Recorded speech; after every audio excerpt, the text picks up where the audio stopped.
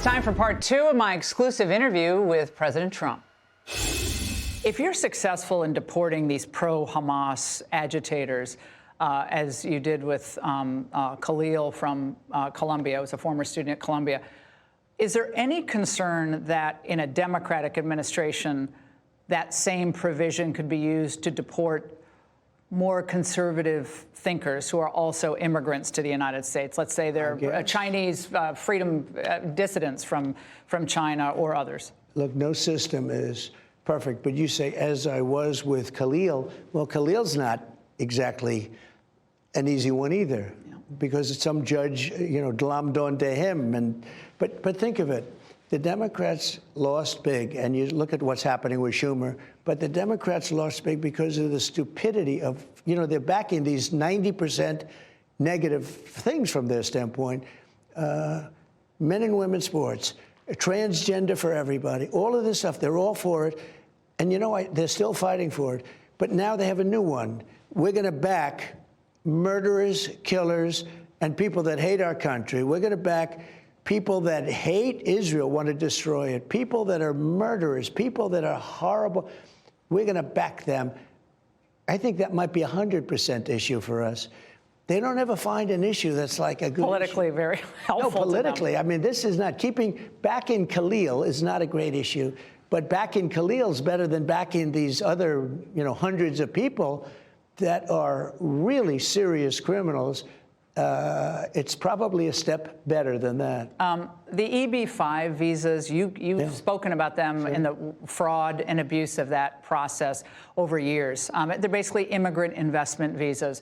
$800,000, you can get a fast track to a green card. You don't have to speak English. You don't have to have a special skill, but it's very popular. It's a big, long line of people waiting to get these EB-5 visas. We're going to have one that's much more popular. But the golden visa, which you're obviously backing, probably is going to have to go through Congress. We'll see if they actually do that. But $5 million investment from a foreigner coming into the United States. Why should our citizenship be purchased for any amount of money, especially given the fact that you're America first, given the types of people who have $5 million to throw down for a visa or for a permanent residency? That's why, because I'm America first. Because at $5 million, you're getting a lot of things, but you're getting $5 million. Let's say we sell 1 million of them. That's $5 trillion. We are now a unbelievably successful country, paying down tremendous amounts of debt. It's all going to pay down debt. We're going to have very little debt. Separate fund? But if you did, think of it, if you did $5 million. Now, generally, people that can pay $5 million are going to be job producers, okay? They're going to be successful. They're going to produce jobs. But here's another thing. Apple comes to me. A lot of companies come to me. They say, sir, we just made a deal to hire the #1 student at the Wharton School of Finance or at Harvard Business School or anything else, or MIT or Stanford or any. But they're going to throw them out of the country the day after graduation. They'll buy these. Why should any American kid become a computer scientist? And by the way, they're going to call it either the gold card. The problem is there's many gold cards. Well, I will tell you what my people want to call it. It'll drive you crazy. It'll drive the left crazy.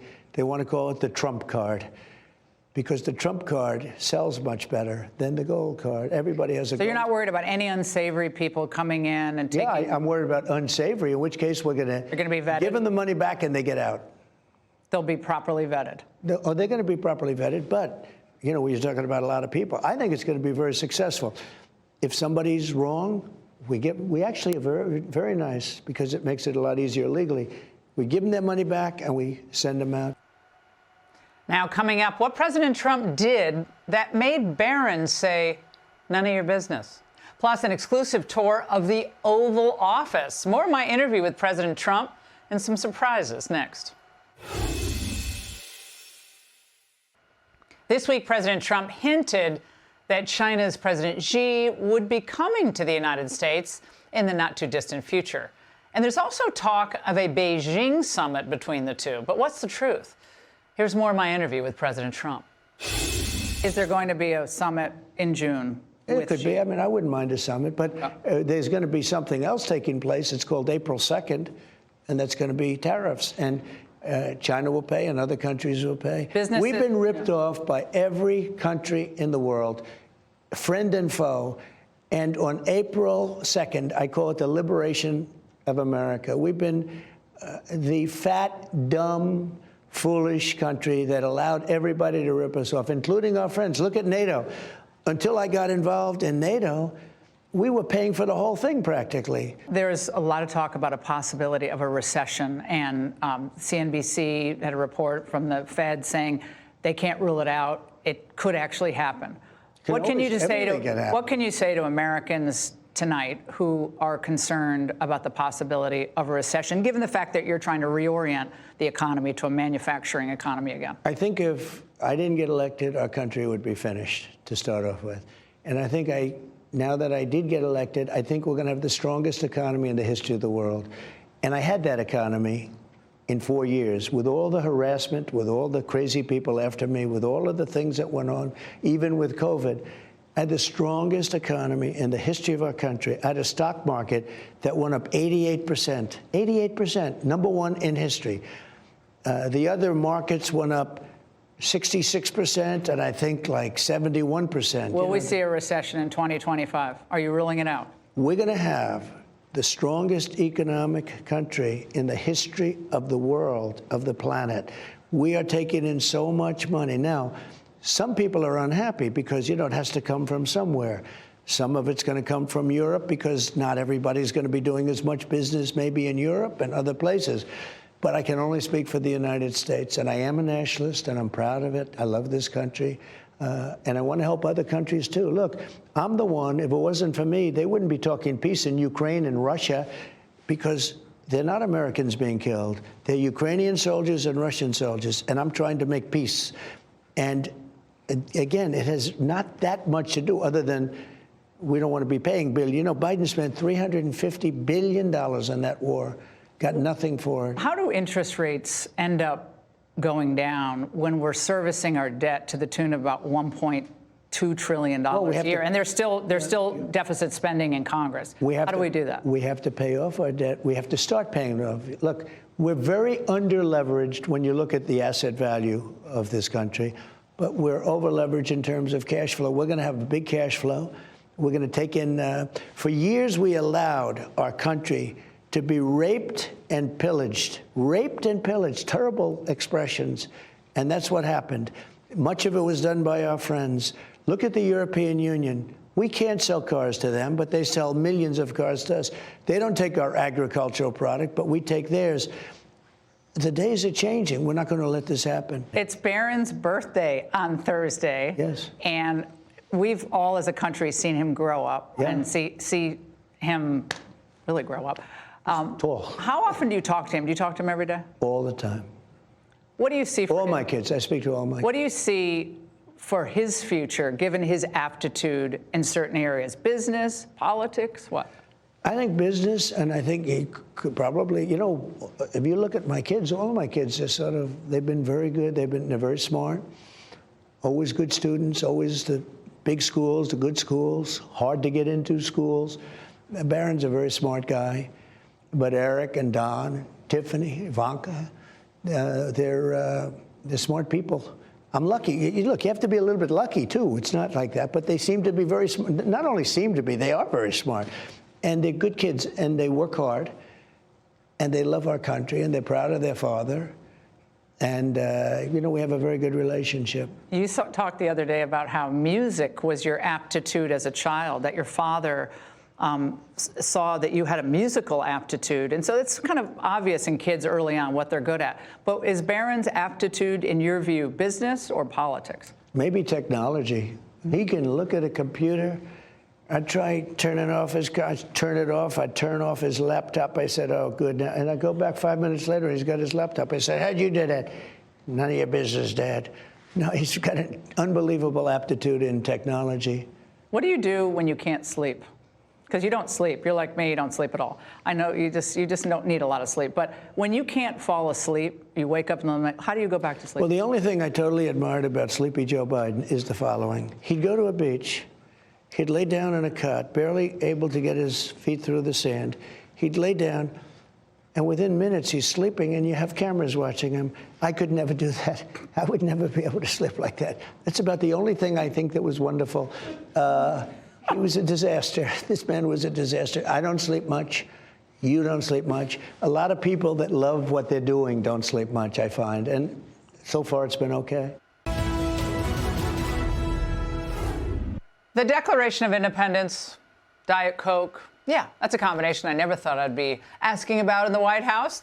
But after our interview in the diplomatic room, President Trump took us on an exclusive tour of the Oval Office. So you brought how many paintings into the Oval Office this time? Very different from the first. I'm going to show you a lot. It's much different, never been like that. You had some of those paintings in vaults and safes for 100 years. Wow. They haven't been exposed. How did you pick? I went by the presidents. I picked presidents, almost all presidents, some Supreme Court justices. After you. Are you paving over the grass here? What was happening is that's supposed to have events. Every event you have, it's soaking wet. Yeah. It's soaking wet, and people can't. And the women with the high heels, it's just too much. That's who did the Kavanaugh. That's what we did. Thing. That's right. Amy Coney Barrett. And the grass just, it doesn't work, and we have a gorgeous stone and everything else. Okay. But, you know, we use it for press conferences, and it doesn't work because the people fall into the, you know, into the wet. The roses stay, the grass goes. The roses stay. No, it's a rose garden. No, all of this stays. Just the center section. I think it's going to be beautiful. I think it's going to be more beautiful. Look at that view over there. See that? Pretty nice. Look at that. How is that? Pretty good? Pretty beautiful. It's a great place.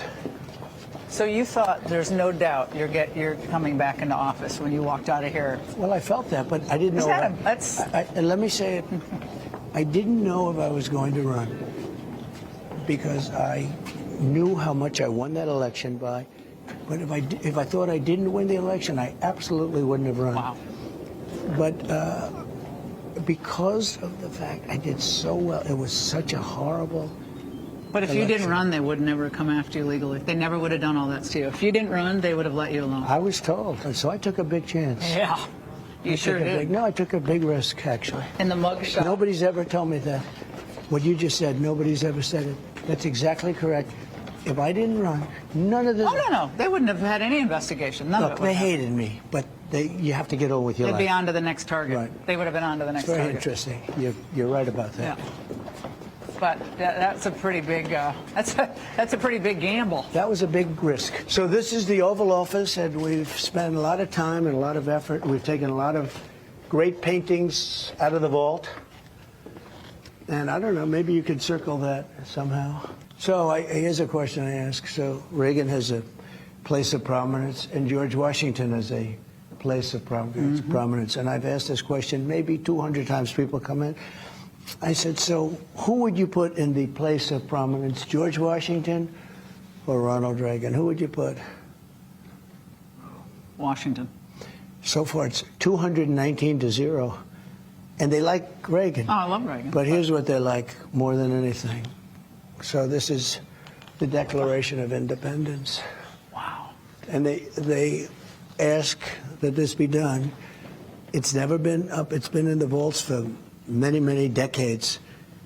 And they said, we have to do something like drapes or something because the light eventually affects it. And it's very cool. Oh, my gosh. Isn't that great? Just went up yesterday. Wow. Think Joe Biden would do this? I don't think so. Do you think he'd think of it? Do you think he knows what it is? Wow. No, but look at it. So, but this was, none of these pictures were up. Oh, you know, very few. It's like very little. And it's been great. Now, there was a lot made on another network about your bringing in the gold accents to Trumpify the Oval Office. It needed a little life. So you have the mantle and you have the cherubs from, Right. Is that from Mar-a-Lago? Yeah, that's actually, they're gold, all gold, look. And you know, it's angels. They say angels bring good luck. And we need a lot of luck in this country with what they've done over the last 4 years. So take a look. Do you know that little secret? I don't know if you're going to waste your time putting this on, but throughout the years, people have tried to come up with a gold paint that would look like gold, and they've never been able to do it. Can't do it. You've never been able, look at that look. You've never been able to match gold with gold paint. That's why it's gold. And this is very important. Very proud of this, Gulf of America. And in fact, Elon said to me, you know, we're landing in the Gulf of America. So he was saying, and he said it naturally. He said it so routinely. He said, yeah, the capsule, you know, is landing in the Gulf of America. So I called Elon, where is it dropping down? He said, Gulf of America. How cool is that, right? What do you think all these presidents would think right now about I think the they'd state be proud of the country? of our country. I think a year ago they would have been disgraced by our country, and I think today they're proud of our country. This is the Resolute desk, by the way. I had that just redone by an unbelievable group. They do only the White House furniture. They do only very special. This is the Resolute desk. Many great presidents sat behind that desk, and many didn't. I mean, you know, they have 7. When you're president, they give you a choice of 7 desks. This is the one. Why? Why did you want this one? Just like I like the history. You had Reagan, you had Kennedy. That was the famous one with John, who I knew very well, and he was a friend of mine. He was a great guy. He would have been maybe president someday. He would have been a real chance to be president. He was going to get into politics. He was actually a great guy. John. But remember when he was a young boy, the picture of him at the bottom of the desk? Where's the Coke button? It's right here. Everyone thinks that's the nuclear. Everyone thinks that's the nuclear weapon. They think it's a nuclear weapon. They say if I press this, it's the end of the world. Oh, and then there's like 50,000. And it doesn't seem to work out that way. 50. Doesn't that look beautiful, though, over there? But beautiful. To me, you know what looks beautiful? The Gulf of America. Look at that. Which one's better? Which one? And I'll take the Declaration of Independence. I think so. Isn't that cool? When's the first time you signed? The way you sign your name, it's just people are so fascinated. But have you had that signature since you were little? Pretty much, but it's become sharper. In other words, if I look at it from 20 years ago, it was similar, but it was much softer. And you like when your staff secretary reads out the executive orders to you when you're sitting No, I only here? do that for the media, for the fake news. Okay. This way, yeah, they read it out. And, you know, I'll do now, because I don't even have to move. I'll do them, I'll sit here, I'll do them. And you can do a lot. They get a kick when I'm doing other work and doing a news conference when you had another guy that couldn't name his favorite ice cream. They always used to ask him, what's your favorite ice cream? Vanilla. Oh, great. He's done a press conference, ladies and gentlemen. It was crazy. Will you talk to him again, do you think? Yeah, I'll talk Joe to Biden. him. Sure. Do you ever call any former president? Do you call any of the former presidents? Not much. No. A lot was made out of the fact that I got along very well with President Obama, right? You saw that. Yeah, it seems so. I can, you know, I can do things that a lot of people You were can't. friends with pretty much all of them. I just didn't like the job they did. Because it's not about friends. I didn't like the job they did. They let our country down. I'm Steve Ducey. I'm Brian Kilmeade. And I'm Ainsley Earhart. And click here to subscribe to the Fox News YouTube page to catch our hottest interviews and most compelling analysis.